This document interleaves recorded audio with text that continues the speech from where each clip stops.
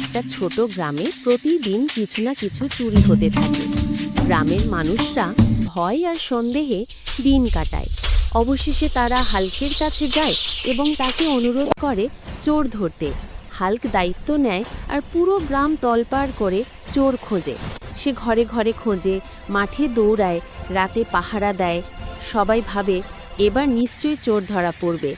একদিন হাল্ক নিজেই কিছু সন্দেহজনক শব্দ শুনে ছুটে যায় চোর ধরতে।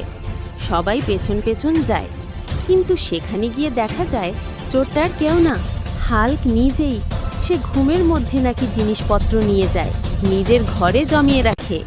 শেষে সবাই হেসে ফেলে আর হাল্ক লজ্জায় মাথা নিচু করে হাসি মুখে দাঁড়িয়ে থাকে। ভিডিওটি ভালো লাগলে ভিডিওতে লাইক কমেন্ট করবেন এবং হাল্কের আরও গল্প জানতে চ্যানেলটি সাবস্ক্রাইব করে রাখবেন।